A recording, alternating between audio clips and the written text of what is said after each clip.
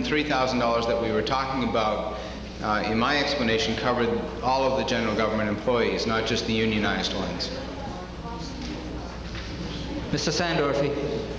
George Sandorfi, 20 Pomeroy Road. Mr. Moderator, the implication of the amendment is that none of the salary line items presented in the warrant include any increases in compensation. Is that correct? Mr. Daly. Yes, sir, that is correct, except for any step increases that are required by contract. Thank you. Mr. Pasquale. John Pasquale. I just heard an excellent dissertation by Mr. Jervey. And you know, when he was talking, it was having an impact on me on win-win. And this here, what Mr. Daly just proposed, is a win-lose, in my estimation. And why do I say that? I can see a morale problem whereby the non-union people know they're going to get something, and here's the union people saying, Jesus, you took care of them. Why weren't you fighting for us? We were still waiting. You just went to town hall.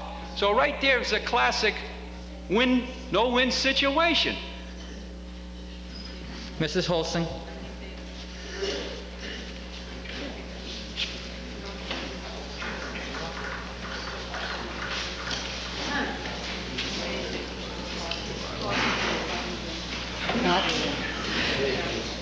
The Finance Committee just took a vote on not to recommend this this increase. We feel it may set a precedent for the union employees that they should get what the union got, or the non-union got. We just feel it's a bad precedent setting forth. In addition, which people are eligible for this? He says department heads, but then again, and non-union. Then again, it could still be used to settle union contracts. We're still not in favor of this amendment. Any further discussion? Mr. Daly?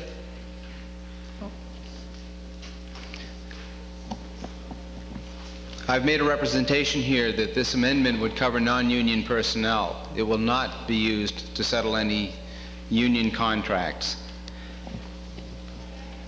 Mr. Carucci?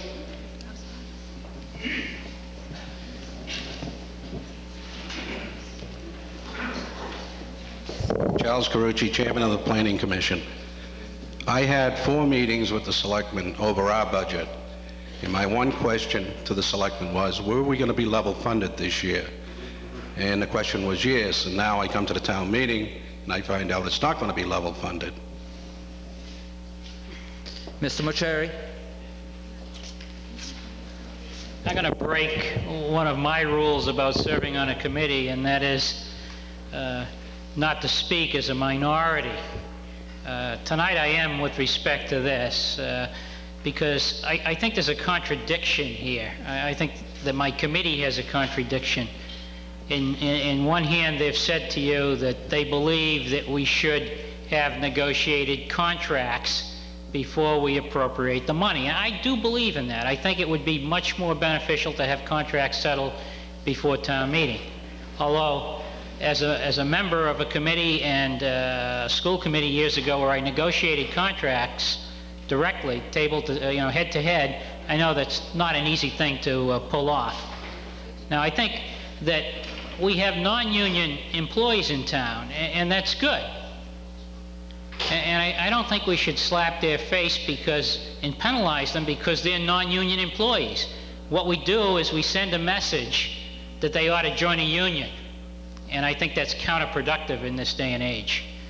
So I would recommend strongly that we support the town administrator's request for the $30,000 additional dollars. Mrs. Belmonte? Mr. Moderator, ladies and gentlemen, I hate to do this to the town administrator, and I hope I get the quote right. You can put the money in there, but that doesn't mean that I have to spend it. Mr. Goodwin?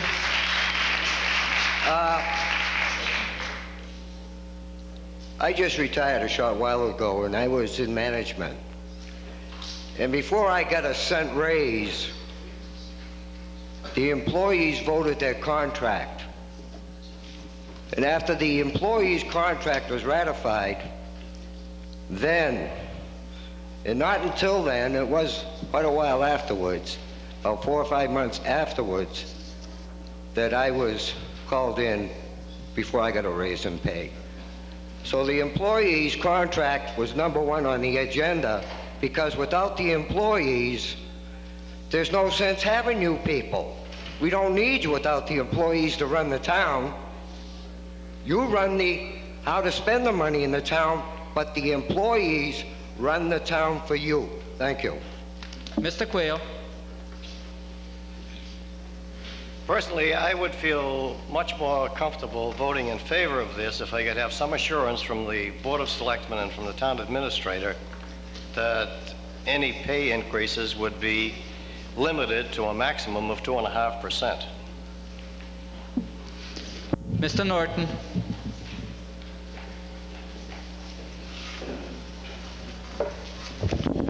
John Norton, 11 Irwin Road.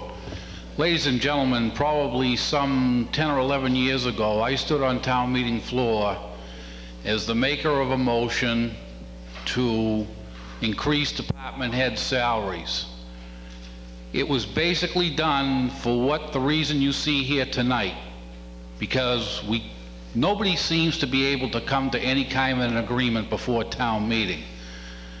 And if we want to talk about win-win and who loses, when you have this type of situation, it isn't the politicians that lose, it's the town employees that lose.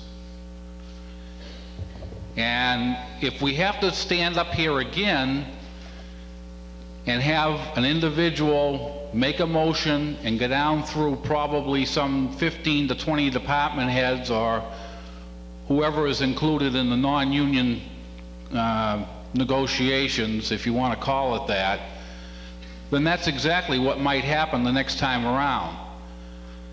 It's not an easy thing to have to do, ladies and gentlemen. It's very time-consuming. At the time, I didn't mind doing it because nobody else seemed to want to do it. Nobody else would come to an agreement. And we're ending up with the exact same thing here again tonight. How many times are we going to continue this course of action? And I have to believe somewhere along the line when the town administrator makes a statement that if this money is appropriated, this is where it's going to go. At some point in time, ladies and gentlemen, you have to take an individual at good faith.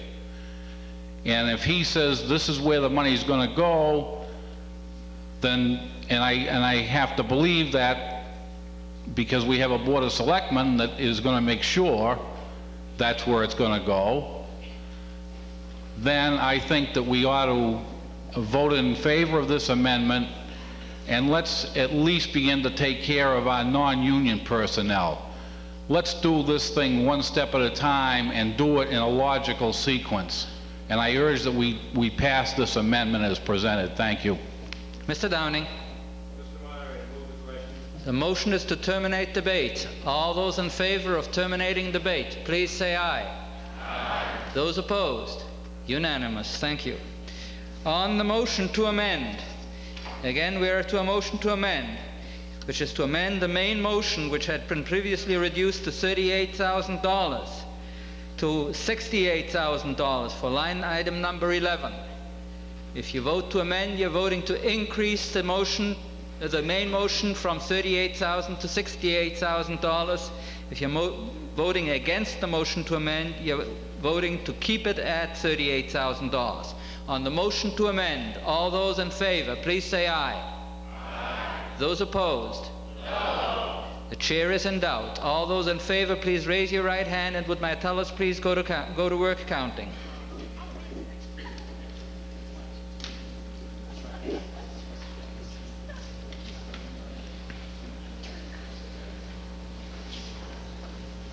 Mr. Reitmeyer. 18. 18.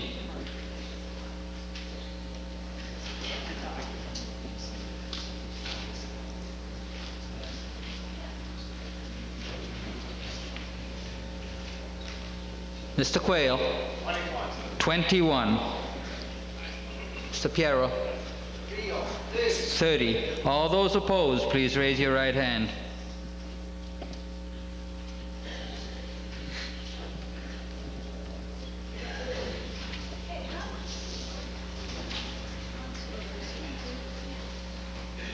Mr. Reitmeyer?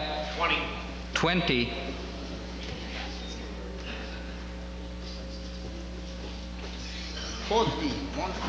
14. 1-4.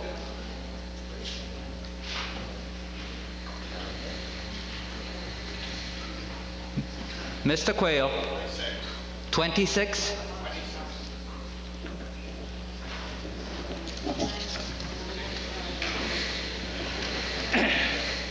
The motion is 69 votes in favor, 60 votes opposed. The motion to amend is carried.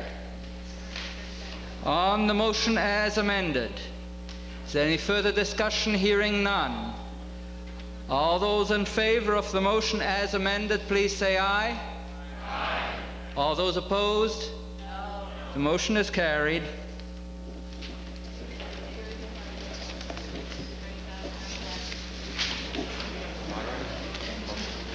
Mr. Canny. Mr. Moderator, I move to admit Senator Robert Buell of Boxton. Steve. Steve.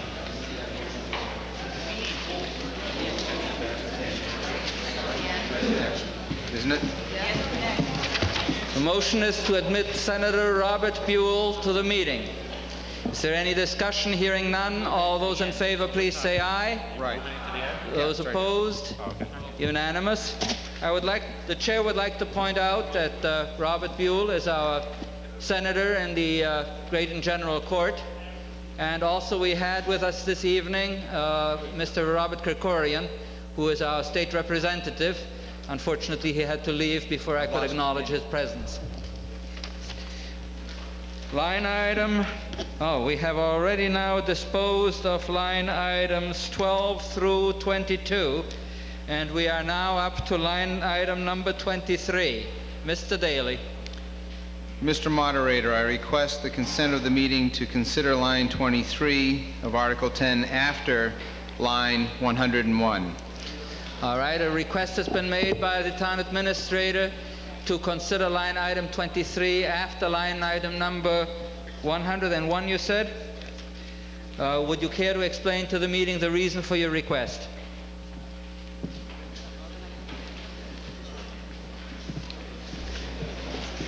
Mr. Daly. Mr. Moderator, town meeting members, this is a request that is procedural in nature. It's born out of a concern by the Finance Committee that some of the proposals through the balance of the operating budget may not be funded in the manner that has been proposed by the Finance Committee, and therefore they wish to take this line after the school department budget in order to be certain that the entire budget may remain in balance through the means by which line 23 is funded after number 101. Mrs. Belmonte. Finance Committee recommends, for the reasons that Mr. Daly stated, right now we're $30,000 out of balance. We don't know what's going to happen within the other line items. We'd like to keep an amount such as this so that there would be enough money to transfer from stabilization into this to balance the budget so that we won't face an override situation or another town meeting to balance the budget. Mr. O'Brien. That's correct. I believe that, if I can abbreviate the meeting, the reason for postponing this is because of the source of the funding. Yeah. Mr. Daly. Excuse me. These are what we've categorized as shared costs. Some of them are fixed costs, such as the county retirement assessment. However, some of these other costs vary from time to time during the course of the year, but they are contractual in nature. As an example, health insurance is a relatively fixed cost because it's a contribution that the town makes on behalf of the employees, but that number can change during the course of the year depending on the enrollment, the number of employees enrolled in the various health insurance programs. So I think the answer to your question is yes, they are